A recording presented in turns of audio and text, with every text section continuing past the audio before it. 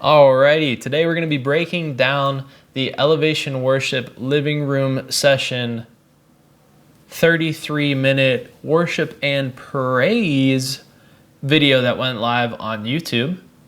You can check that out here if you haven't watched it yet. And then let's jump right in to the breakdown. Alright, few things to get through. Shot on red Komodo. Lensing was the iron glass adapters, Soviet rehoused Mark 1s. I lit it with one Aperture XT26 and two RE Sky Panel X's and one Infinibar on the inside. I also had an Aperture 600X as a flex light outside, blasting next to the front door. And I believe that there was a 300X somewhere in the kitchen as well.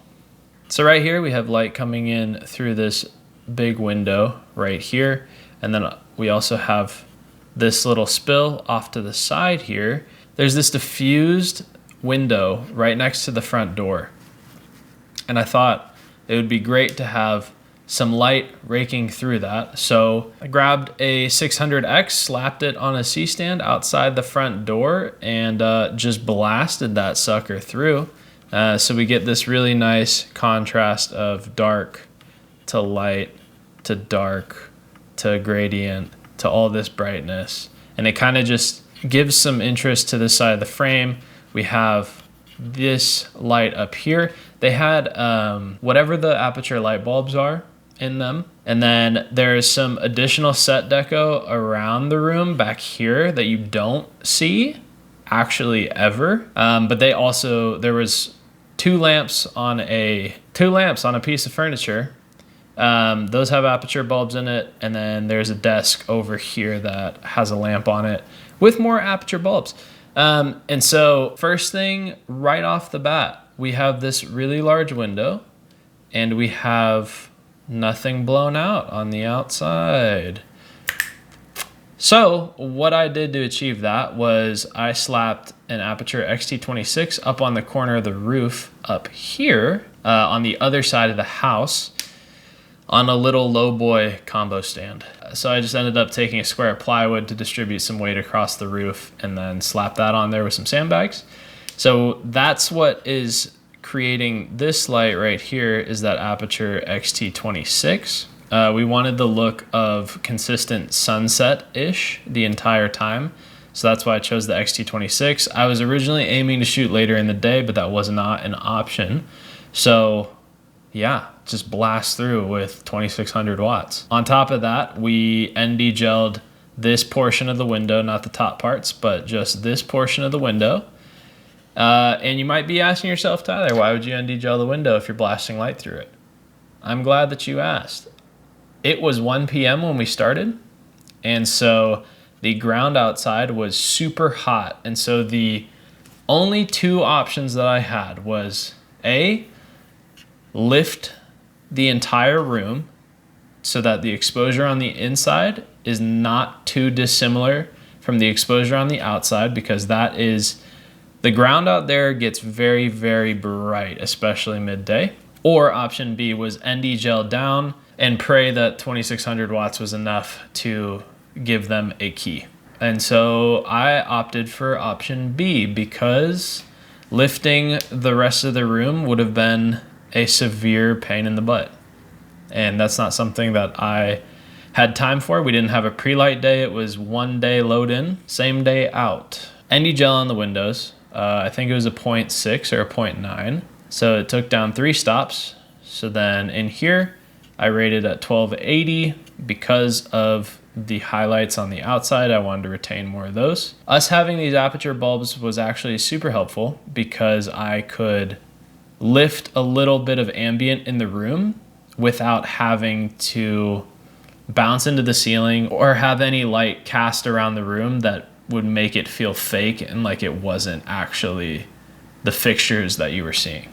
So here's another shot that we don't see too often during the set, but right here, this is another reason why I wanted to punch that light through the front door, is because it gives this really beautiful light on this plant and gives some visual interest so that E's shoulder doesn't fall off into complete darkness on this shot. And then also this layer is really nice of having Chris right here, closer to camera, E right here, middle of the camera, and then or not middle, but middle of the focal plane, and then Scotty over here all the way through. And it just creates this really beautiful symmetry that I like a lot. Here's another shot. Okay, so this was Seth's camera, and I had him placed in the kitchen, and he was just sitting on the counter. I think I have a photo of that. I'll insert that right there.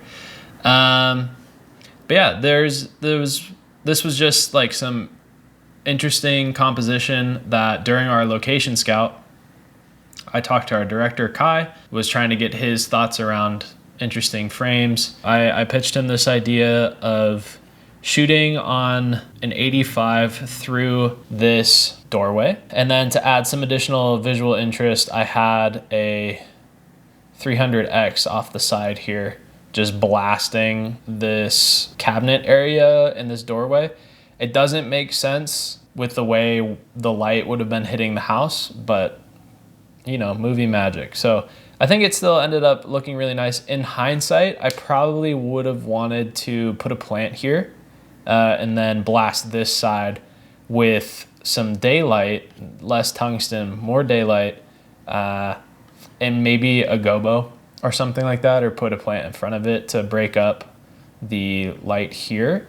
And I realized that after the fact, because we only had like 2 or 3 hours before the artist arrived to have lighting set. So here's another cool framing. One thing to note about this shot is that I'm about halfway down the hallway, and directly above this table right here, I have an Aperture Infinibar, the 4-foot version.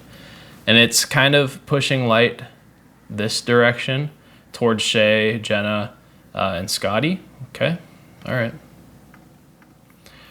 So it's pushing light in this direction towards Shay, Jenna, and Scotty, just to give some additional fill on them specifically, because they are so close to the windows that the lamps on the other side of the room aren't going to be helping the lift in their face at all. This is partially the Aperture XT26 raking across this wall, and then also some natural sunlight.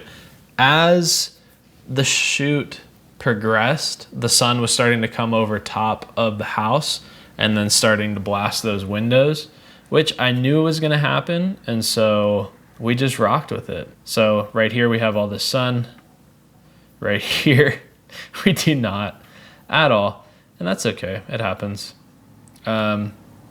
Another thing to note on the lighting for this shot is that I have right outside these windows, right above them, I have the RE Sky Panel X's on Menace Max arms with the Fresnel attachment on, and I'm just blasting these shears to give some additional level to push some more light into the room. Because yes, the Aperture XT26 is doing a good job at casting this right here, but I still need some additional level on these shears, which the sun takes over for later in the day.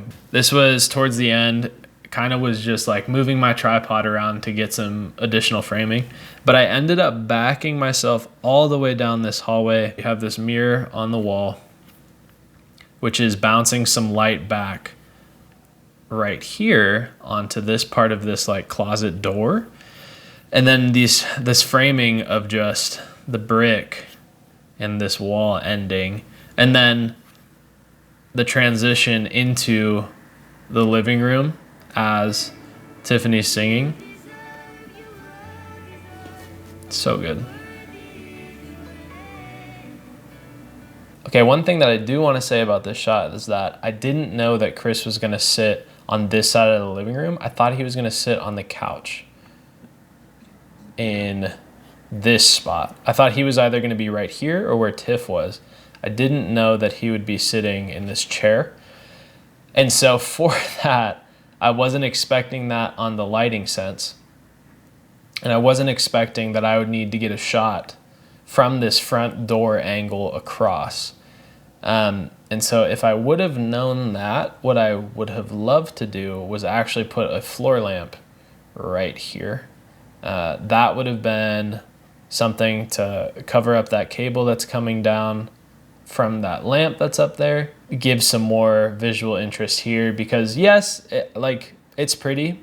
The light is slowly coming across from left to right, but it would have been nice to have a little bit more light and dark balance. So yeah, we have light here, dark here, light here, and it transitions into his face, and then it goes dark right here. And I wish I would have just had something right here. Maybe another painting, maybe like another credenza with like some sort of table lamp on it. And sometimes that's just how it goes. Sometimes you just don't know where people are gonna be until you show up and you start lighting, and then everybody shows up and they sit down and you ask, hey, is that where you're gonna sit? And they say, yeah. And then you're like, is it worth asking them to move? And the answer for this one was no, it wasn't worth it because it made sense for him to sit there. But yeah, all right, well, I'm gonna link this in the description below. I'm also gonna have it right here. So you can feel free to click it right there if you wanna go watch it if you haven't already.